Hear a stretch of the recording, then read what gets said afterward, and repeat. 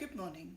My name is Ali Mail, and I've been a member of the congregation at St Paul's for over 20 years, and I'm one of the occasional preachers here.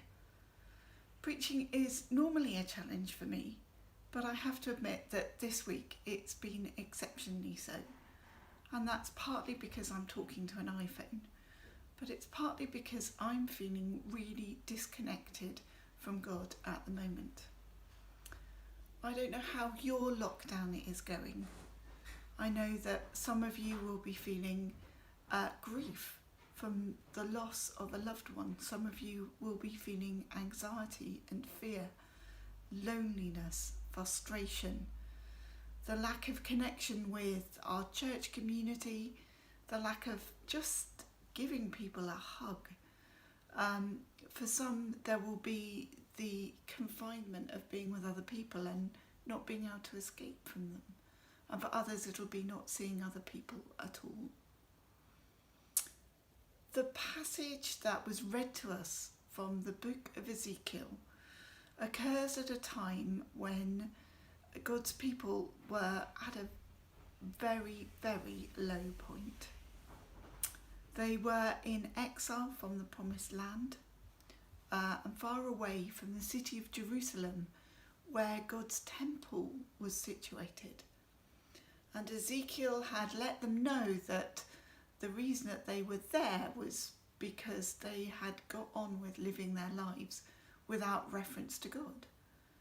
They had distanced themselves from God, and God had apparently distanced himself from them.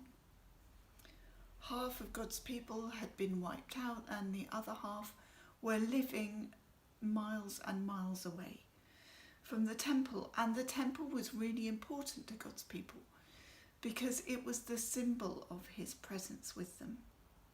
And while they were in exile, Ezekiel had had this vision of God's presence leaving the temple in Jerusalem and the temple itself being destroyed.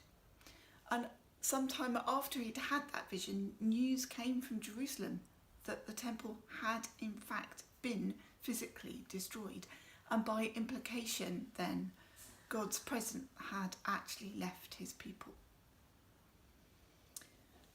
But after those bad news visions, the prophecies that Ezekiel gave to his people started to change.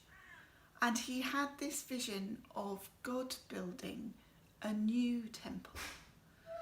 And after he'd been shown round the new temple by a messenger from God, Ezekiel had this vision that's been read to us of a trickle of water coming from under the altar in the new temple, and that trickle deepening to a huge river that filled the surrounding area, but went on into the known world and filled that with life to the extent that the deadest place on earth, the Dead Sea, was filled with life again.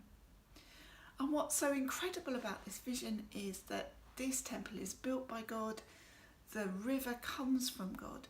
It is a vision of grace, complete and utter grace. There's nothing that the Babylonians, that the Israelites in exile in Babylon have done to deserve this. This is God saying to his people, I have grace more than enough for you, for the nations around you, for the whole world, to bring life back where there was none. C.S. Lewis, as those of you that have heard me preach before will know that I love the works of C.S. Lewis. And he once gave a sermon where he spoke about God as being like a vast body of water, similar to the river here in Ezekiel. And he says that we're invited to dive in, but we don't. He said we have this habit of just wading around in the shallows. And it's like we are afraid to let go of what's on the shore. And C.S. Lewis likens it a little bit to good people paying income tax. We accept that there is a value to us paying income tax. We are prepared to play our part, and we will give cheerfully as long as we don't feel that too much is being demanded of us. We'll give the government their share, but we want a fair proportion of our money left over for us to do what we want with, to spend as we like. And he challenges us that we're a little bit like that with God. We'll say, we know the value of interacting with you, God. We can see that that's a good thing to do, as long as you don't ask too much of us. You know, we're prepared to give you so much, but we want a bit of our life left over for us to spend as we will. And hence that reluctance to let go of the shore. And we justify that reluctance because we say, well, religious fanaticism, that's not good. And Lewis agrees. He says, you know, there is a fanaticism that is not good. That is a taking on a presumption of a role that God has not allocated to us. But he said most of us are not in danger of that. And if you want to guard against that, he says, the trick is not to keep one foot on the shore. The trick is to make sure that you get swimming lessons, that you engage with God alongside other people, that you get good teaching, that you get good advice from other people, that you learn to listen to God and to discern his voice. And he has this phrase that I love: swimming lessons are better than a lifeline to the shore.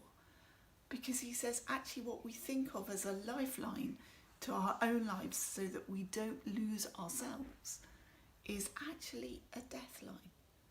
Because it is in losing ourselves that we find ourselves, that in allowing ourselves to dive deep into God, we don't become overwhelmed and drowned in God.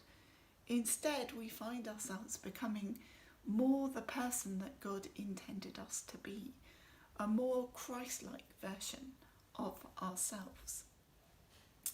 And he says God doesn't demand this of us because he's selfish. He demands this of us because in the end, all he has to offer us is himself.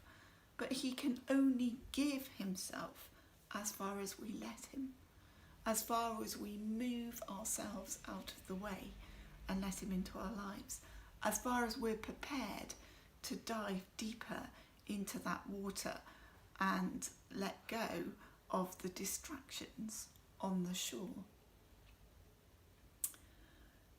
Back at the beginning of this series, when Sally was preaching from Psalm 1, the metaphor was slightly different.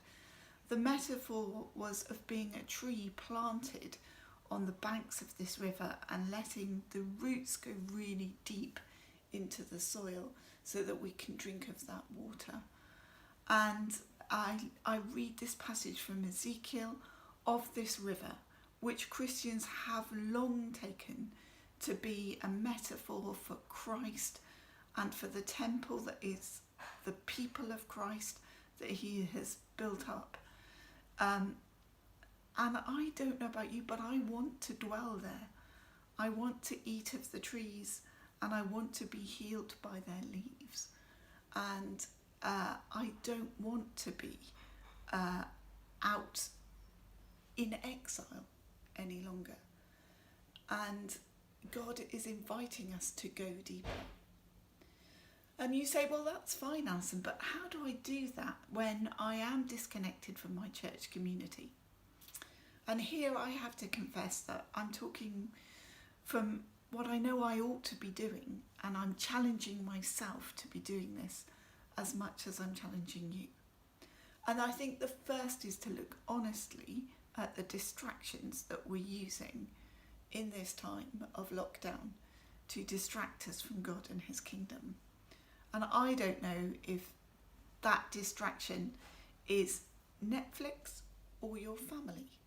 I don't know whether it is working for charity or working for your living. In a way, it doesn't much matter. C.S. Lewis again in the same sermon says, do you know what? At the end of the day, if we haven't let go of the shore and dived into the river of God, it won't matter what it was that kept us on the shore. It won't matter if it was charity or Netflix. Either way, it's kept us on the shore. So have a look at your time. Have a look at what you're doing to get yourself through Netflix. Getting yourself through lockdown is what I meant to say, slip of the tongue there. But let's think about how we can move closer to God. Might just be as simple as making sure that He's the first thing you think about in the morning, rather than that small screen that is your mobile phone. Just waking up and saying a psalm like Psalm 23, the Lord is my shepherd, and saying the same psalm before you go to bed at night, and just bookending your day with God. Another way might be to make contact with some of the church community and say, will you hold me accountable for spending 5 minutes in solitude with God each day? It might be with a cup of tea in your hands first thing in the morning. It might be a walk at lunchtime. But just time that you take out with God to spend with Him, to be with Him. And then to try and increase that time as you can. It might be to read a book. There are many resources out there. And I'm sure if you ask your friends and members of the community, we can all recommend books to you. C.S. Lewis, I think, is a great place to start. But just think about how you're spending your time and how you can take responsibility yourself for diving deeper into that river. I would just like to end by praying a prayer that C.S. Lewis had prayed when he was thinking about this sermon. And essentially, the prayer is this: Lord, help us with you as our guide to learn to spend time in the world in a way that means we don't fail to spend time with you. Amen.